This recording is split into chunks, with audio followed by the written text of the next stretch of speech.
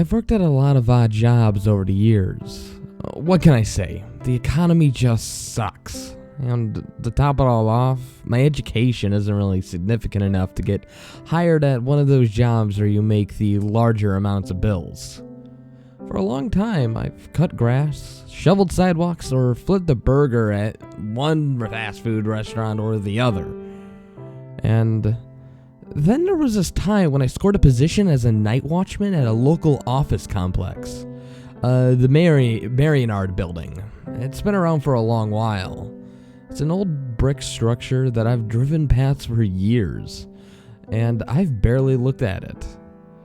But when times got really lean, I found myself in its lobby interviewing for a position every now and again.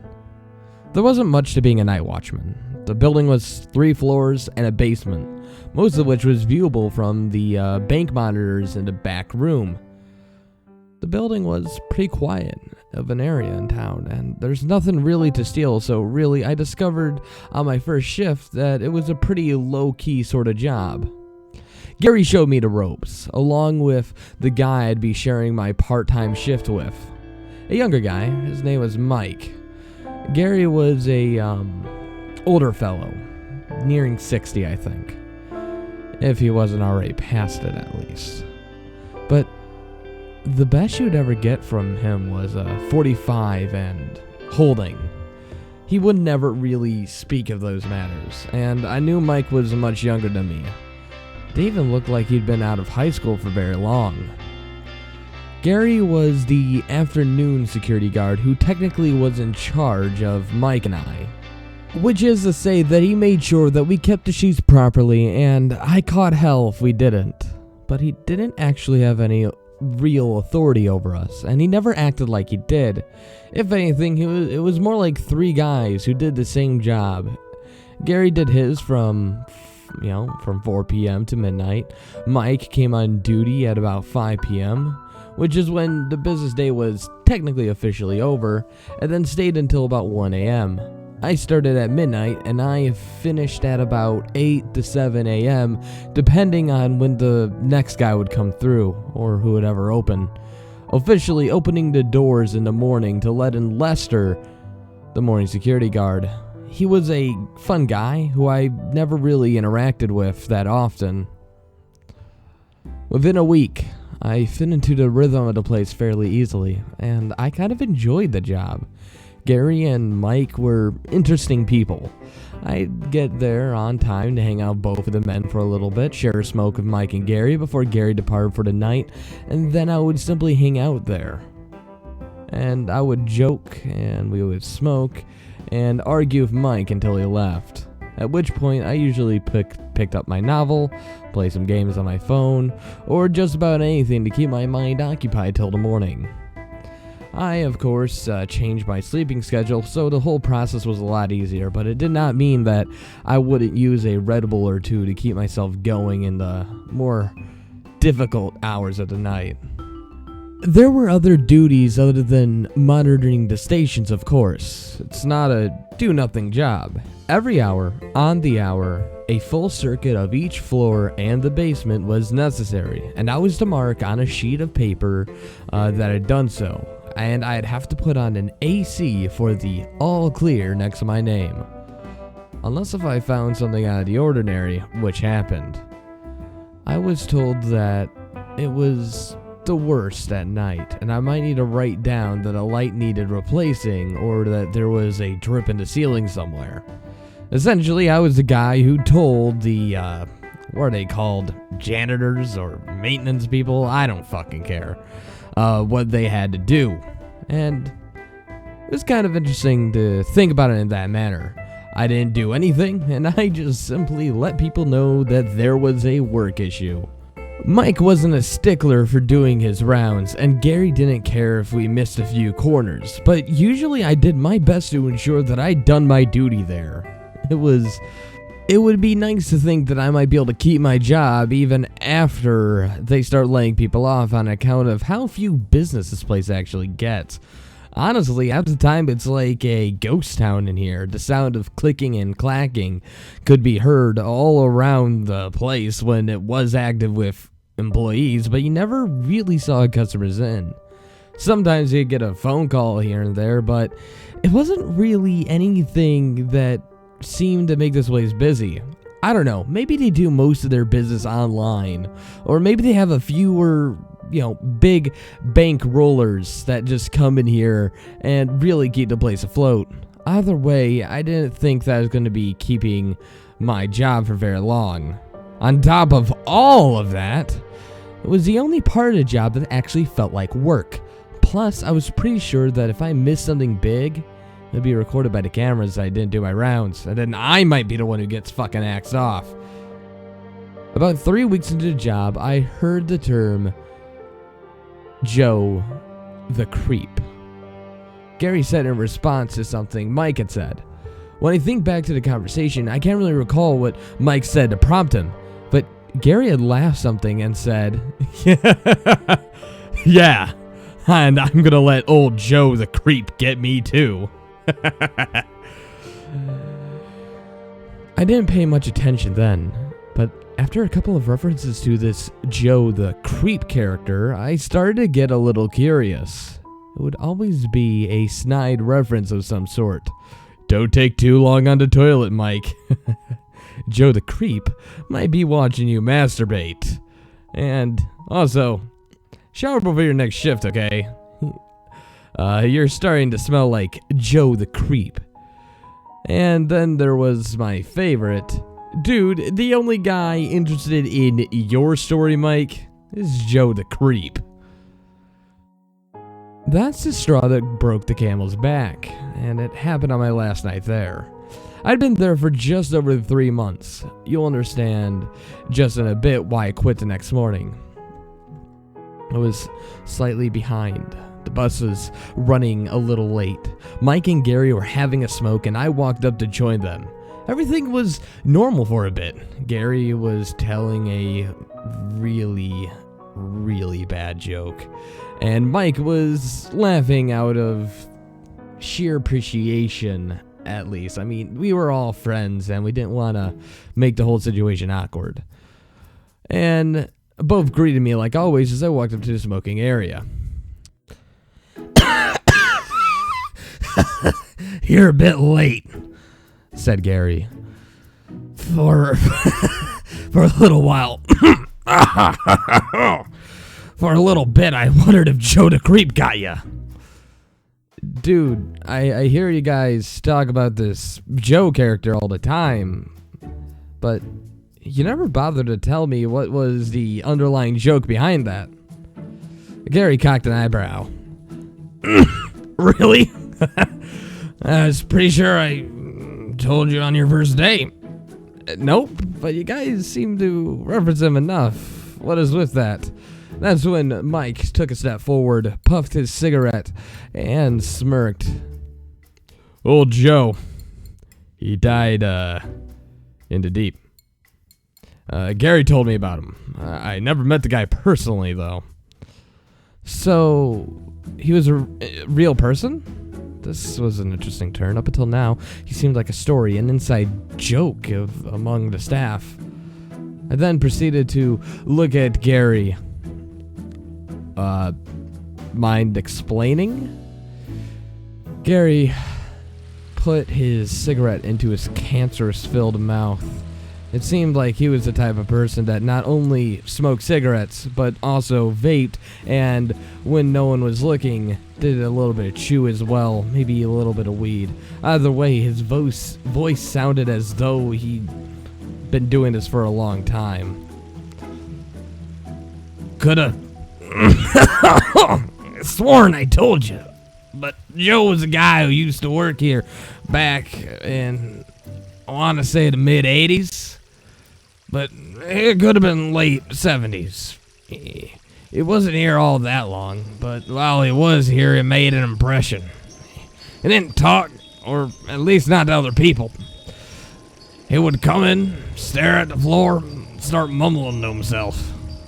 He took his lunch breaks alone, didn't speak to nobody unless they spoke to him first. Didn't seem to even realize that others were around. You work the guys like that, right? You know, that seem a little fruity, seem a little off, if you know what I'm saying. Yeah, I guess. Sure, yeah, I have. Well, Joe turns out was actually kind of one of those more creepy fuckers. He kept writing shit down in his notebook and never let the rest of us see it, but one day he accidentally dropped in the elevator. There was a woman who worked there then. Her name was Sue. A lovely little ass, you know, curves in all the right places, if you know what I'm saying. I think. And she saw a bit of the notebook. It was enough to make her notify HR about him. I wasn't at all surprised, but I pretended to be. Oh, really? What was in it? Well, Sue wasn't allowed to talk about it, but oh boy, did HR tear him a new one. He, got a 1-week suspension, and when he came back, it was even worse than before. Now he would stare at people, hardly even blinking. He had one of those, kind of eyes, look like Gary Ridgway, if you know what I'm saying. And then, when people would look at him, he would look away as though he didn't do anything. He actually did this to me once, but I told him if I caught him doing that again, I'd beat his queer ass in the parking lot. But then the day came when this woman came shrieking out of the file room. Turns out that old Joe was in there, hiding behind one of the cabinets, staring at her.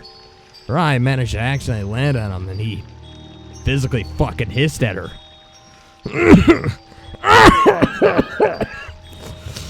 Nobody saw but her. At least, I don't think so, but I never really had any trouble believing her. She was a really trustworthy woman. Really nice, too. Always brought in cupcakes when it was someone's birthday. It was a real caring type. But they found Joe in the copy room, still behind the cabinets. Needless to say, he was fired on the spot. But he asked if he could get some of his personal files out of the basement before he left. I think I know where this is going. Yeah, probably. You're a smart fucker. Back then, they didn't really think about sending someone down with them. You know, it was pre-9/11, no one really gave a shit. Honestly, that was a time when kids can walk home on the sidewalks without having to worry either way. They just had a guard wait on the top of the stairs. I mean, you know there's only one flight of stairs still going down there. Yes, and don't tell me they found him dead. Cliche, isn't it? Yep, hanging by his belt.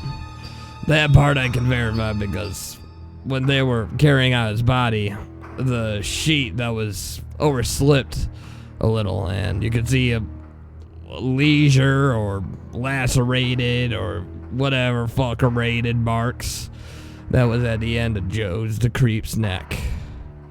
And yeah, that's what they say. Or so they say. I would raise my eyebrows in a humorous manner. Don't tell me Joe the Creep haunts the basement to this very day, right? Well, that's the silly part. See, there was a rumor that he had stashed that notebook down there, and that what he was going to get, that's what he was going to get, you know, the notebook thing. But for some reason, he decided to hang himself instead. And just like any story, it's kind of grown ever since. Now there isn't even rhyme or reason, you're just not supposed to say. This is kind of stupid, but, you know, I mean, interesting. Not to say the least. A rhyme? Like what? Well, let's see if I can remember. If you go atop the stairs, you're supposed to look down into the darkness without turning the light on and say, Joe the Creep who died in the deep, I'm coming downstairs. Don't make a peep. Kid stuff, really. I don't even remember who the fuck made it up. Somebody of a creative mind, I guess. But, hey, don't tell me you've never tried to rhyme. At that, Gary's face got a little bit red, and he seemed to choke a bit on his smoke. Well, not really. I started once, but, well, I don't like to play with stuff like that. It's not right. Never did the Bloody Mary trick either. Been in the basement loads of times, and nothing's never happened. So why would you play around and invite something like that? I felt something cold on my neck. Up until that moment, it all had seemed like an amusing story, but Gary's reaction was real. He believed in Joe the fucking creep. He believed enough to never test the legend, apparently. We finished our smokes, went inside, and we both got into the security booth. Gary started packing up his stuff, and I realized that we were all three of us were as quiet as a grave. We would usually start laughing and joking at this point, but Gary even stayed quiet when he started heading out, not even saying goodnight. Mike must have noticed, because a few seconds later he leapt up and followed him out. I sat at the station monitors and started to look at the various rooms as they flashed by, and I thought that Joe the Creep. I thought, how silly, Joe the Creep. But somehow, the image of being watched through the crack of the filing cabinets of a scary, crazy man hissing at me before I spotted him. Something about the idea of being watched stayed with me. Joe the Creep who died in the deep, don't close your eyes or I'll kill you in your sleep. Wasn't helping myself by adding that rhyme. Mike came back a few moments later. I was in a laughing mood, but he was. Actually, he usually was. Well, he said, let's do our first circuit, right? This surprised me because Mike was never the guy to suggest that we all get up and do a circuit. He often sat at the station while I did it alone. This time, he was eager to start it. What got into you? Nothing, said Mike, but he gave himself away a second later. Hey, let's start with the basement this time, okay? Usually, the basement was the last. Oh, for the love of... You want me to say the rhyme, don't you? No. Alright. You're gonna say it? I would do no such thing. I'm a grown fucking man. Yeah, okay, pansy. I never thought you were a fucking chicken. Oh, come on. You're not gonna get me into your games by name calling. What are you, like 15? Well, listen, man. If you won't say it, I'm gonna say it, but then I'm not going down there. So it's up to you if you want to leave it to the rounds for the night. I just had it about up to here with Mike's idiocy. When I realized that we were standing in front of the doors already, Mike threw them open and clearly he yelled into the dark, Joe the Creep who died in the deep, I'm coming downstairs, so don't make a peep. He then looked at me with a mocking grin and said, all yours. Screw you, I said, and I simply shut the door afterwards. So you're not checking the basement, asked Mike? It's, your part of the job. You skipped out on the majority of your job every night I've worked with you. So this one night, you forgive me if I skipped out on the one damn part that is mine. I knew you were scared. Yeah, you believe in that damn dirty old legend for that old man, don't you? You practically shit in your drawers, mate. And the idea that Joe the Creep is simply coming for you. But I wasn't listening. I was heading back to the monitor station. I did not let Mike let me do his fucking shit. I did not have to explain myself to a little asshole like that. Oddly enough, he did. By the time his shift was over, he had done 2 full circuits on all the floors I'd noticed except for the basement. He didn't even so much as crack the doors for the rest of the night. Finally, he left, tossing a smirky, Don't let show the creep get you. I heard the front doors closing a few minutes later. I was now completely alone. It was dark outside. Dark inside. Outside I heard the howling, and within the building it's nothing but pure silence. I realized that I was holding my breath. Stupid of me.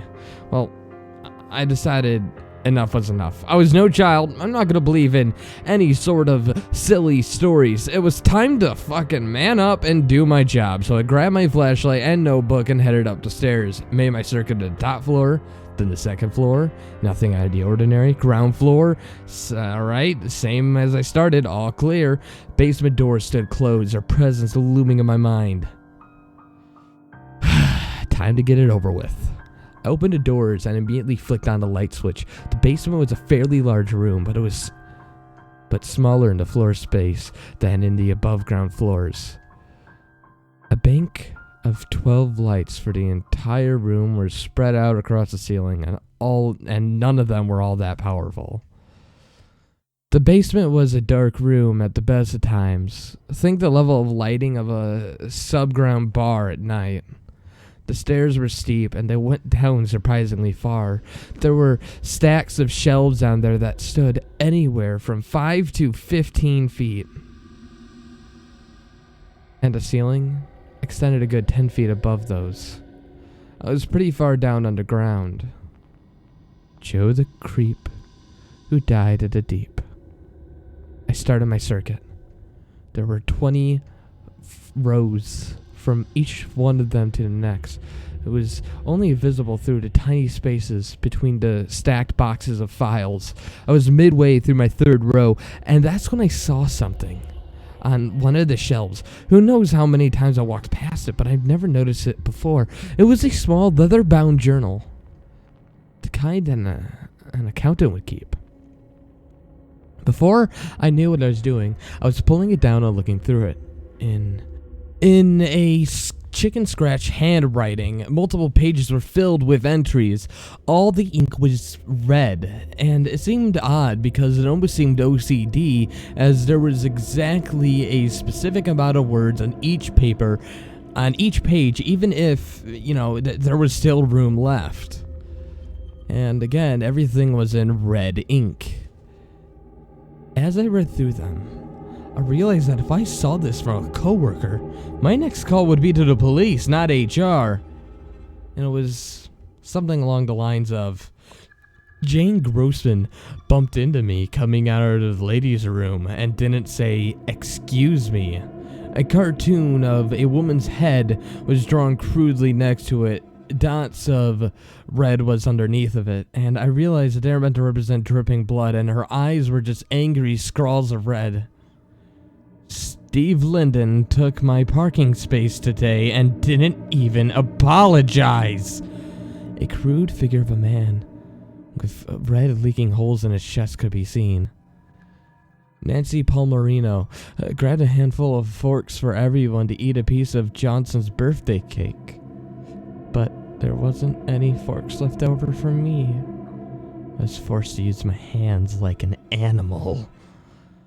He underlined that last part several times, and a photo was drawn of a woman on all fours, a talk balloon above her head read "Arf Arf."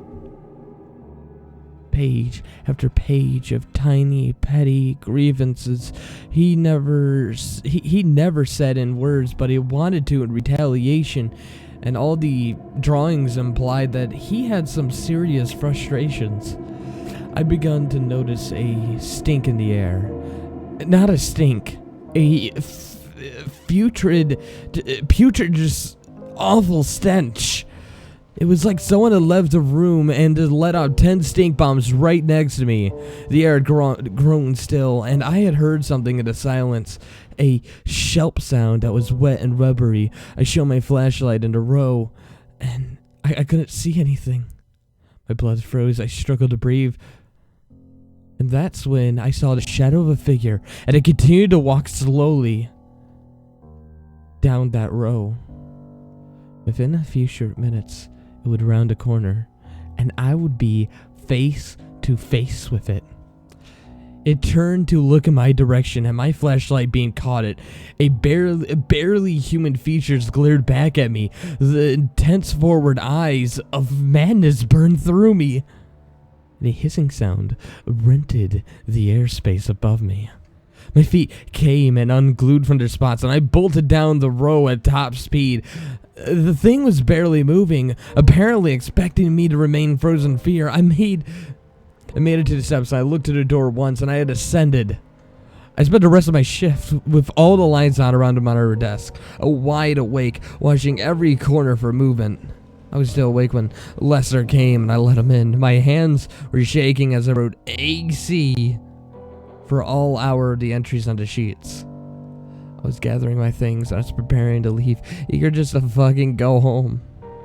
Gary came to the office. It wasn't like him to come before his shift started. Hey, what's up? His eyes got large and looked at my face. Oh, jeez.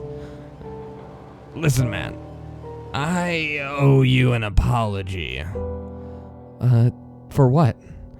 Well, when I told you the story of Joe the Creep, you looked a little spook, and Mike came out and asked me if he'd help me pull a joke on you. It seemed harmless enough, so I agreed. Wait. The whole thing was a joke? I thought about the thing in a row next to me. The journal must have been planted for me to find. And the stench of something long dead. That must... Oh, it was just all a joke. Not all of it.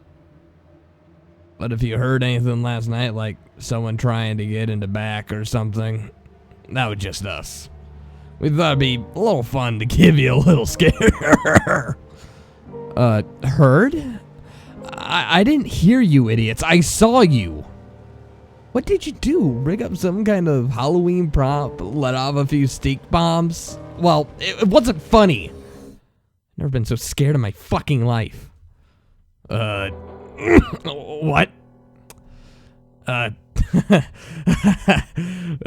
We planned to come through the back while you were on your rounds and scare you or something.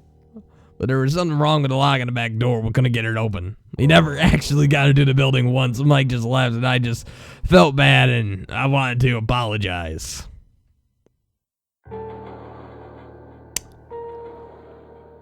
I stood there, silently. A long, drawn-out silence could be heard. I slowly got up, handed him my security guard. I told him that I'm done. I left the room, and he turned over his shoulder to look at me. I caught a glimpse of him looking at me through the window. And I finally opened that final door and left that building. I never returned there. That was my last time. I don't know.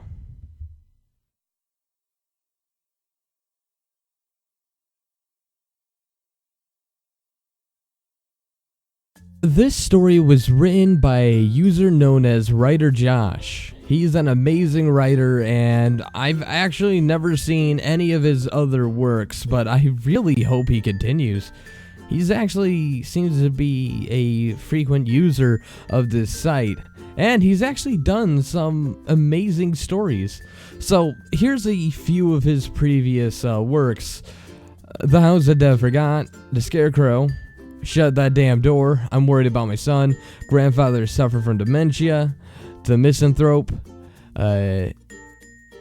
newreviews.org, and The Horseman in the Night, as well as Joe the Creep.